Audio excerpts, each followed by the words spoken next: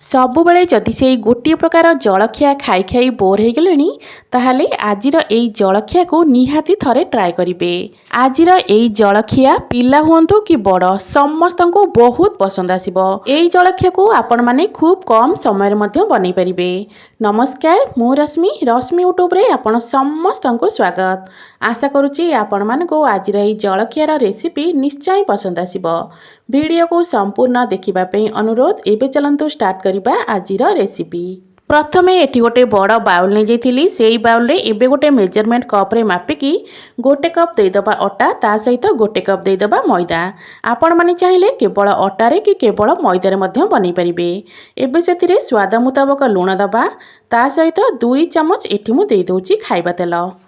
2 ଚାମଚ ତେଲ ଦେଇ ସାରିଲା ପରେ ଏବେ ଏଇ ଶୁଖିଲା ଜିନିଷ ସବୁକୁ ପ୍ରଥମେ ହାତରେ ଆମେ କିଛି ସମୟ ମିଶାଇବା। ସାଙ୍ଗମାନେ, ଆଜିର ଏହି ରେସିପି ଭିଡ଼ିଓକୁ ଆପଣମାନେ କେଉଁ ଜାଗାରୁ ଦେଖୁଛନ୍ତି କମେଣ୍ଟ କରି ନିଶ୍ଚୟ ଜଣାଇବେ, ଯାହାଫଳରେ କି ମୁଁ ମଧ୍ୟ ଆପଣମାନଙ୍କୁ ଧନ୍ୟବାଦ ଦେଇପାରିବି। ତ କିଛି ସମୟ ଏହିସବୁ ଜିନିଷକୁ ହାତରେ ଭଲ ଭାବରେ ଏମିତି ଟିକେ ମକଚି ନେବେ, ଯାହାଫଳରେ କି ଏଇଟା ପୁରା ବଢ଼ିଆ ଭାବରେ ଆମର ଖାସ୍ତା ହେଇଯିବ। ପାଖାପାଖି 2ରୁ 3 ମିନିଟ୍ ଆକୁ ମୁଁ ହାତରେ ଏମିତି ମିଶାଇଥିଲି। 2-3 ମିନିଟ୍ ହାତରେ ଆକୁ ଭଲ ଭାବରେ ମିଶାଇ ସାରିଲା ପରେ ଏବେ ଏଇ ମଇଦା ଆଉ ଅଟାରୁ ଅଳ୍ପ ହାତରେ ନେବା, ତାକୁ ଏମିତି ମୁଠା କରିବା। ତ ଏଇଠି ଦେଖିପାରୁଥିବେ ଏଇଟା ପୁରା ବଢ଼ିଆ ଭାବରେ ମୁଠା ହେଇଯାଉଛି। ଏମିତି ଯେତେବେଳେ ଭଲ ଭାବରେ ମୁଠା ହେଇଯିବ ନା, ଜାଣିବେ ଯେ ଏଇଟା ପୁରା ପରଫେକ୍ଟ ଭାବରେ ଖାସ୍ତା ହେଇଗଲାଣି। ଏବେ ସେଥିରେ ଆମେ ଅଳ୍ପ ଅଳ୍ପ ପାଣି ଦେଇ ଆକୁ ଭଲ ଭାବରେ ଆମେ ଚକଟି ନେବା। ଏଠି ମୁଁ କହି ରଖୁଛି, ଯଦି ଆପଣମାନଙ୍କୁ ଆଜିର ଏହି ରେସିପି ଭିଡ଼ିଓ ଭଲ ଲାଗେ ଭିଡ଼ିଓକୁ ଲାଇକ୍ କରିବେ, ସେୟାର କରିବେ। ଯଦି ଆପଣମାନେ ମୋ ଚ୍ୟାନେଲରେ ନୂଆ ଅଛନ୍ତି ତାହେଲେ ପ୍ଲିଜ୍ ଚ୍ୟାନେଲକୁ ସବସ୍କ୍ରାଇବ୍ ନିଶ୍ଚୟ କରିନେବେ। ତ ଏଇଠି ଦେଖିପାରୁଥିବେ ମୋର ଗୋଟେ ସଫ୍ଟ ଡୋ ଏଠି ପୁରା ରେଡ଼ି ହେଇଗଲାଣି। ଅଟାକୁ ଏଇଠି ମୁଁ ପୁରା ନରମ କରି ଚକଟି ନେଇଥିଲି। ଅଟାକୁ ଏମିତି ନରମ କରି ଚକଟି ସାରିଲା ପରେ ଏବେ ଆକୁ ଆମେ କଭର କରିନେବା। କଭର କରି ପାଖାପାଖି 10 ମିନିଟ୍ ପାଇଁ ଛାଡ଼ି ନେବା। ସେହି ସମୟ ଭିତରେ ଏବେ ଚାଲନ୍ତୁ ଗୋଟେ ମସଲା ବନେଇବା। ମସଲା ବନେଇବା ପାଇଁ ଗ୍ୟାସ୍ ଉପରେ ଗୋଟେ ପ୍ୟାନ୍ ବସାଇ ନେଇଛି। ପ୍ୟାନ୍ ଗରମ ହେଲା ପରେ 1 ଚାମଚ ଏଠି ମୁଁ ଦେଇଦେଉଛି ତେଲ। ତେଲ ଆମର ଭଲ ଭାବରେ ଗରମ ହୋଇସାରିଲା ପରେ 1/2 ଚାମଚ ଏଠି ମୁଁ ଦେଇଥିଲି ଗୋଟା ଜିରା। ଜିରା ଟିକେ ଭଲ ଭାବରେ ଫୁଟିଗଲା ପରେ ଏଠି ଆମେ ଦେବା କଟା ପିଆଜ। ତ ମୁଁ ଏଠି ଗୋଟେ ବଡ଼ ସାଇଜ୍ର ପିଆଜକୁ ଏମିତି ଲମ୍ବା ଲମ୍ବା କରି କାଟି ନେଇଥିଲି। ଏବେ ଏଇ ପିଆଜକୁ ଆମେ ହାଲକା ଗୋଲ୍ଡେନ୍ କଲର୍ ହେବା ପର୍ଯ୍ୟନ୍ତ ଆମେ ଏପଟ ସେପଟ କରି ଭାଜି ନେବା। ଗ୍ୟାସ୍ର ଫ୍ଲେମ୍କୁ ଏଇ ଜାଗାରେ ମୁଁ ହାଇ ରଖିଥିଲି। ହାଇ ଫ୍ଲେମ୍ରେ ପାଖାପାଖି 1ରୁ 2 ମିନିଟ୍ ଭାଜିଲା ପରେ ଏଇଠି ଦେଖିପାରୁଥିବେ ପିଆଜର କଲର୍ ଏଠି ଧୀରେ ଧୀରେ ଚେଞ୍ଜ ହେବାକୁ ଲାଗିଲାଣି। ପିଆଜର କଲର୍ ଏମିତି ଚେଞ୍ଜ ହେଇଗଲା ପରେ ଏଇଠି ଆମେ ଆଡ଼୍ କରିବା କାଟିକି ରଖିଥିବା କଞ୍ଚା ଲଙ୍କା। ଯେତିକି ରାଗ ଆପଣମାନେ ଖାଇବେ ସେହି ହିସାବରେ କଞ୍ଚା ଲଙ୍କାକୁ କମ୍ ଅଧିକ କରି ଦେବେ। ତ କଞ୍ଚା ଲଙ୍କା ଦେଇସାରିଲା ପରେ ଏଇଠି ମୁଁ ଗୋଟେ ବଡ଼ ସାଇଜ୍ର ଟମାଟୋକୁ କାଟି ରଖିଥିଲି। ଏବେ ଏଇ ଟମାଟୋକୁ ଦେଇଦେବା, ତା ସହିତ ସବୁ ଜିନିଷକୁ ମିଶାଇକି ଆମେ ଭଲସେ ଟିକେ ଭାଜିବା। ସବୁ ଜିନିଷକୁ 1-2 ମିନିଟ୍ ଭାଜି ସାରିଲା ପରେ ଏବେ ସେଥିରେ ଆମେ ଦେବା ସ୍ୱାଦ ମୁତାବକ ଲୁଣ, ତା ସହିତ ଏଠି ମୁଁ ଅଳ୍ପ ଟିକେ ଲଙ୍କାଗୁଣ୍ଡ ଦେଇଥିଲି। ଏଇଟା ବିଲକୁଲ ଅପସନାଲ୍ ଅଛି, ଆପଣମାନେ ଚାହିଁଲେ ସ୍କିପ୍ ମଧ୍ୟ କରିପାରିବେ। ଯଦି ଆପଣମାନେ ରାଗ ଅଧିକ ଖାଉଥିବେ ତାହେଲେ ଏଇ ଲଙ୍କାଗୁଣ୍ଡକୁ ନିହାତି ଟିକେ ଦେବେ। ତ ସବୁ ଜିନିଷକୁ ଦେଇସାରିଲା ପରେ ଟମାଟୋ ଆମର ଭଲ ଭାବରେ ନରମ ହେବା ପର୍ଯ୍ୟନ୍ତ ଆକୁ ଆମେ ଭାଜିବା। ପାଖାପାଖି ଆଉ 1ରୁ 2 ମିନିଟ୍ ଆକୁ ମୁଁ ଭାଜି ସାରିଲା ପରେ ଏଇଠି ଦେଖିପାରୁଥିବେ ଟମାଟୋ ପୁରା ନରମ ହେଇଗଲାଣି। ଟମାଟୋ ଏମିତି ନରମ ହେଇ ଭାଜି ହେଇଗଲା ପରେ ଏଇଠି ଆମେ ଆଡ଼୍ କରିବା ମ୍ୟାଗି ମସଲା। ମ୍ୟାଗି ମସଲାକୁ ନିହାତି ଦେବେ, ବିଲକୁଲ ବି ସ୍କିପ୍ କରିବେନି। ଦେଖିବେ ତାର ଫ୍ଲେଭରଟା ଏଥିରେ ବହୁତ ହିଁ ବଢ଼ିଆ ଆସିବ।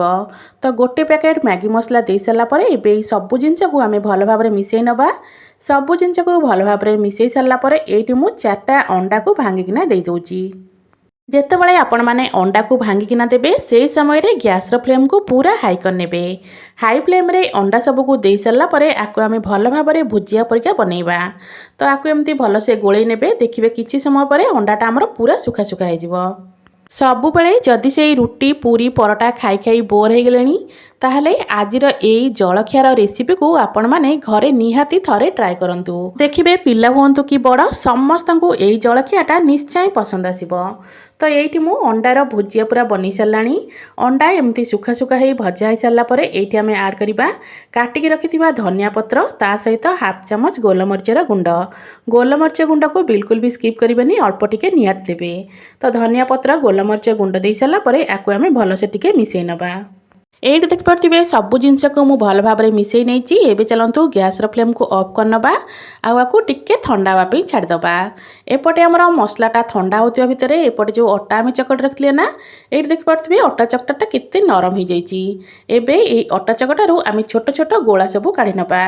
ଯେମିତି ରୁଟି ପାଇଁ ଗୋଳା ବନାନ୍ତି ନା, ତାଠୁ ଟିକେ ଛୋଟ ବାଲା ଗୋଳା ଏଠି ମୁଁ କରିଥିଲି। ସବୁଯାକ ଗୋଳା ବନେଇ ସାରିଲା ପରେ ଏବେ ଗୋଟେ ଗୋଳାକୁ ହାତରେ ନେବା। ଏବେ ଏଇ ଗୋଳାକୁ ବେଲଣା ପଟା ଉପରେ ରଖି ତାକୁ ପ୍ରଥମେ ଭଲ ଭାବରେ ଆମେ ଗୋଲ କରିନେବା। ଏବେ ସେଥିରେ ଅଳ୍ପ ଟିକେ ଅଟା ଚୁନା ଦେଇ ତାକୁ ଆମେ ଭଲସେ ଟିକେ ବେଲି ନେବା। ଯେମିତି ରୁଟି ବନାନ୍ତି ନା, ବାସ୍ ଛୋଟ ରୁଟିଟେ ଏଠି ଆମେ ପ୍ରଥମେ ବନେଇବା। এইটি ଦେଖିପାରୁଥିବେ ମୁଁ ଗୋଟେ ଛୋଟ ରୁଟିଟେ ବନେଇ ନେଇଛି। ଆଉ ରୁଟିକୁ ପୁରା ପତଳା କରିକି ବେଲିବେ। ସେଥିପାଇଁ କହିଥିଲି ଯେମିତି ରୁଟି ବନାନ୍ତି ତାଠାରୁ ଛୋଟ ବାଲା ଗୋଳା ଆପଣମାନେ ନେବେ। ତ ଏଇଠି ରୁଟିର ଚାରିକରରେ ଆମେ ଟିକେ ଟିକେ ପାଣି ଲଗାଇ ନେବା, ଯାହାଫଳରେ କି ଏଇଟା ଚିପକିବା ପାଇଁ ପୁରା ସୁବିଧା ହେବ। ତ ଏମିତି ଚାରିପଟରେ ଟିକେ ଟିକେ ପାଣି ଲଗାଇ ସାରିଲା ପରେ ଏବେ ଆମେ ସେଣ୍ଟରରେ ଯେଉଁ ଆମେ ଅଣ୍ଡାର ଭୁଜିଆ ବନେଇ ରଖିଥିଲେ ନା, ତାକୁ ଏଇଠି ଦେବା। ଭୁଜିଆ ବିଲକୁଲ ବି କମ୍ ଦେବେନି, ପାଖାପାଖି 2 ରୁ 3 ଚାମଚ ପରିକା ଗୋଟେ ଗୋଟେ ଜଳଖିଆରେ ଆମେ ଭୁଜିଆ ଦେବା। ତ ଏଇଠି ମୁଁ 3 ଚାମଚ ଭୁଜିଆ ଦେଇ ସାରିଲା ପରେ ଏବେ ଆକୁ ଆମେ ଫୋଲ୍ଡ କରିବା। ତ ଏଇଠି ଦେଖିପାରୁଥିବେ ମୁଁ ଯେମିତି ଫୋଲ୍ଡ କରୁଛି ଆକୁ ନା, ଆପଣମାନେ ଆକୁ ସେମିତି ହିଁ ଫୋଲ୍ଡ କରିନେବେ। ଏଇଟା ବନେଇବା ବହୁତ ହିଁ ସହଜ, ଯେହେତୁ ପାଣି ଟିକେ ଟିକେ ଲଗାଇଥିଲି ତ ଏଇଟା ବଢ଼ିଆ ଭାବରେ ଆମର ଚିପକିଯିବ। ତ ଏଇଠି ଦେଖିପାରୁଥିବେ ମୋର ପ୍ରଥମ ଜଳଖିଆଟା ପୁରା ରେଡ଼ି ହେଇଗଲା। ଏବେ ଏଇ ଜଳଖିଆକୁ ଆମେ ଗୋଟେ ପ୍ଲେଟ୍ରେ କାଢ଼ି ନେବା। ଆଉ ସେମ୍ ପ୍ରୋସେସ୍ରେ ସବୁଯାକ ଜଳଖିଆକୁ ଏଇଠି ଆମେ ବନେଇ ନେବା।